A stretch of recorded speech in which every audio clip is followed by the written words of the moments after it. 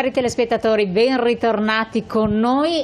Da quest'oggi fino alla vigilia delle festività natalizie saremo in questa location, uno studio di vetro collocato in centro, nel cuore di Padova, in piazza Garibaldi. E questa è l'occasione per raccontarvi, per fare il punto di tante situazioni, di farlo con i nostri esperti, con i nostri ospiti. Tema di quest'oggi, a grande richiesta perché tanti di voi ci hanno anche scritto e spronato ad affrontarlo, sarà quello del mondo dell'agricoltura a tutto campo in ambito regionale, quindi facciamo un po' un bilancio delle considerazioni e vedremo anche quali sono le criticità che nel frattempo sono emerse alla luce purtroppo di tanti rincari, di tante situazioni che sono venute a modificarsi. Non ci si aspettava questo, ma ai noi. E poi parleremo del settore della pesca. Un ambito estremamente delicato, anche questo va affrontato con grande attenzione, con competenza, e allora per affrontare tutto con la massima competenza chi abbiamo con noi in studio? Incominciamo la prima parte, Gian Michele Passarini, grazie di essere ritornato qui con noi, che è presidente della CIA del Veneto Agricoltori. Sì. Grazie Presidente. Saluto i telespettatori. Grazie. Seconda parte, Marilena Fusco, direttore nazionale Pescagri, e quindi affronteremo la questione pesca. Presidente, cominciamo subito. Tiriamo una riga, ormai quasi ci siamo. Sì.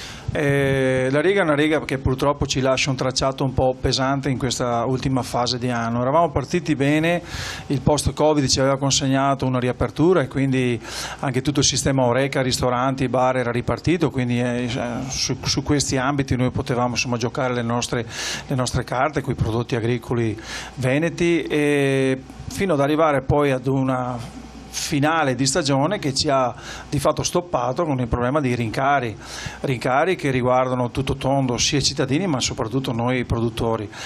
Parliamo di materie prime, parliamo di costi energetici, parliamo di una problematica che oggi sta mettendo in seria difficoltà il nostro comparto agricolo. Qui la fermo un attimo, perché per i non addetti ai lavori è difficile comprendere come anche in agricoltura materie prime abbiano avuto un rincaro. Gli energetici ce l'hanno spiegato in tutte le salse ed è stato compreso, capito, non compreso.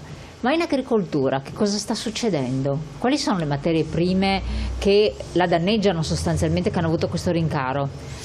Certo, ma se lei pensa ad esempio solo ai mezzi tecnici, cioè parliamo dei concimi, dei fertilizzanti, ma le sementiere stesse hanno raggiunto prezzi altissimi. Poi alcune nostre aziende hanno un grande utilizzo anche di energia, soprattutto quelle che fanno trasformazione, e quindi anche esse sono coinvolte all'interno di questa difficoltà di rincari che poi gli porta ad avere un costo di produzione più alto di quello che era fino a pochi mesi prima, partendo però da un dato base che è quello che il prezzo non è cambiato, perché si tende ad operare così una politica voglio dire della scontistica, del sottocosto all'interno anche della nostra grande distribuzione, un po' anche perché come i problemi li hanno le aziende, li hanno anche i cittadini, che un eventuale rincaro potrebbe poi riversarsi sulla loro capacità d'acquisto, il loro potere d'acquisto. Quindi allo stato attuale gli agricoltori stanno spendendo, e in proiezione questo non si arresta, sembra, di più,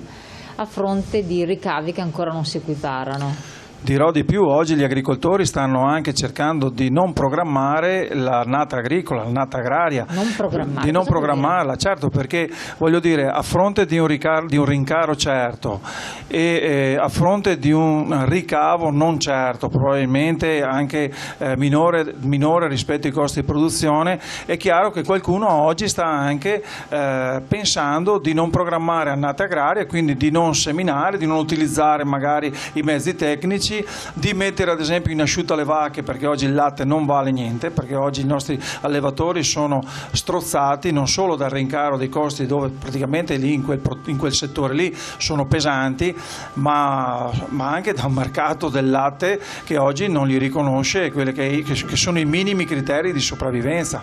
Questo è abbastanza grave. Si preannunciano quindi dei crolli di produzione? Si pronuncia una difficoltà legata al fatto che oggi non c'è una certezza nel programmare un'annata agraria, perché è proprio legata anche a queste dinamiche. Io aggiungo che ad esempio il problema dell'ortofrutta è un altro tema che ci riguarda da vicino. Noi al 10 di dicembre avremo il ministro in CIA, in Confederazione Italiana Agricoltori, ospite, perché gli vogliamo consegnare le istanze dei nostri agricoltori che di fatto stanno cominciando a tagliare le piante, perché vuoi per i prezzi, aiuto, vuoi per il clima, vuoi per le gelate, vuoi per la grandine, vuoi per la cimice asiatica, vuoi per tutta una serie di problematiche che oggi vivono, non c'è il corrispettivo adeguato poi sulla grande distribuzione, sui prezzi al consumo. Il rischio è che oggi nelle nostre tavole non avremo più frutta italiana. Però non ci sarà più frutta italiana, però quella straniera fatica a venire per un discorso di import che abbiamo visto che è abbastanza limitato, con dei costi aggiuntivi. E loro cosa vanno a fare? Si chiede magari il cittadino, gli agricoltori.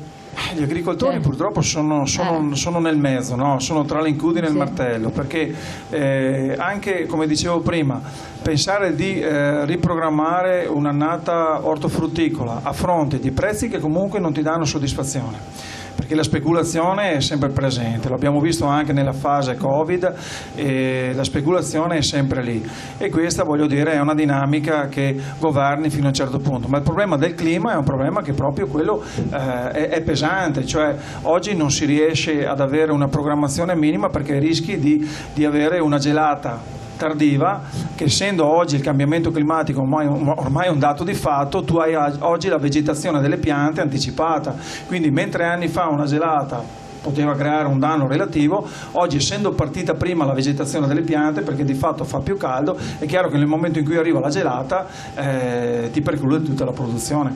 Ecco, tutto questo ne parlerete con il Ministro chiedendo cosa? Perché noi abbiamo sempre che il PNRR che è considerato l'ultima risorsa, no? Però di fatto su tanti ci conta anche il settore dell'agricoltura?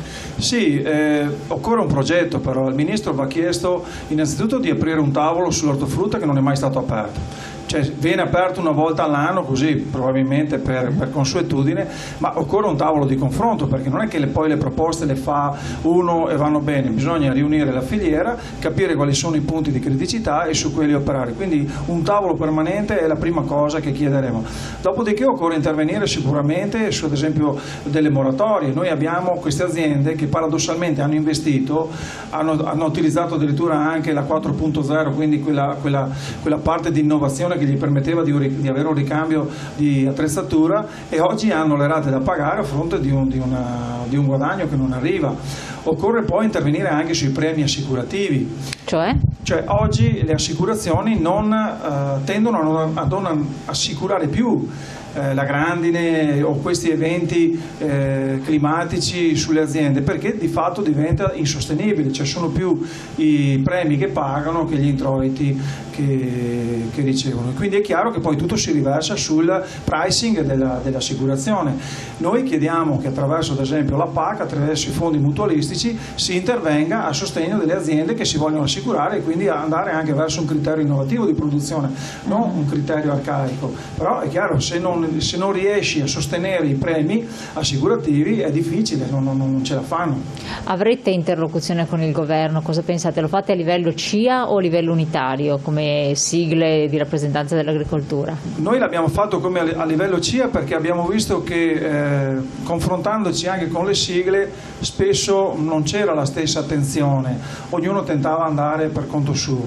Quindi di fatto quello che noi faremo al 10 è una mobilitazione, cioè riassume con una delegazione quelle che dovrebbero essere le 1000-2000 persone che per spirito di ragionevolezza in un momento come questo, nel non portare la gente all'ammassamento, abbiamo deciso di dare questo tipo di impostazione. Lo abbiamo spiegato anche al Ministro, cioè il fatto che il Ministro decida di muoversi dal Ministero ed entrare in un'associazione di categoria sta in un progetto che gli abbiamo sottoposto. Gli abbiamo detto: guarda, le alternative sono due, o il Ministro viene ad ascoltarci o noi cominciamo a portare 1000-2000 persone sotto il Ministero, pur consci e consapevoli delle problematiche che oggi la mobilità ha rispetto alle normative Covid, Green Pass e quant'altro. Sgravi fiscali? Perché adesso poi c'è legge di bilancio, sono previsti o agevolazioni in ambito fiscale, o la manovra di governo viene in qualche modo in aiuto alla categoria? Lo dica un po' rivolto agli addetti anche ai lavori, che sono abbastanza. Sì, gli sgravi fiscali, ci sono degli emendamenti che abbiamo presentato. Il dato di fatto è che noi comunque per quanto riguarda la Regione Veneto abbiamo ricevuto un taglio lineare di 1 milione di euro sull'agricoltura, che è un dato di partenza. Ora è vero che la Regione Veneto ha tagliato in maniera lineare un po' su tutti i settori, perché c'era la necessità di dare fiato, di dare forza, di dare risorse alla sanità, e questo, voglio dire, ci fa anche onore, tra parentesi, da un certo punto, di esserci sacrificati per una questione così nobile. Certo è che la situazione è questa, le risorse non ci sono, abbiamo i problemi della fauna selvatica, abbiamo le nostre aziende che, oltre alla difficoltà dei cambiamenti climatici, danno da mangiare ai colombi, danno da mangiare ai cinghiali e ai lupi, e questa è la situazione. Fauna selvatica, lei ha accennato a un altro tema che è molto delicato, perché sembra una cosa così superficiale da poco, perché parlando con addetti ai lavori quasi manco ci credono, e invece purtroppo nella zona dell'altopiano, la zona della Lessinia eccetera, nonostante la stagione, purtroppo i danni ci sono stati anche nei colli ugani, perché abbiamo tutto il discorso dei cinghiali, come accennava lei, e altre aree, caprioli, quant'altro. Però da una parte ci sono gli animalisti e dall'altra ci sono i lavoratori del settore. Come se ne viene fuori?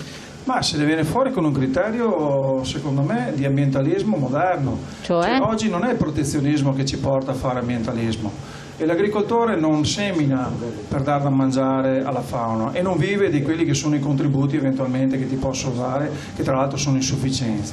Ognuno deve fare il suo mestiere. Allora, se vogliamo creare un approccio di ambientalismo moderno, quindi concentrato sulla gestione, abbiamo l'innovazione tecnologica, abbiamo la digitalizzazione, ci possono dire quanti sono le mandrie, dove sono le femmine, gestire in maniera oculata i prelievi. Ecco, c'è un lavoro, c'è una volontà, occorre una volontà politica che oggi non c'è, perché probabilmente a volte fare l'ambientalista è più comodo che mettersi in discussione e provare a dare una soluzione al problema. Soprattutto lavorare nel settore, trovare le difficoltà.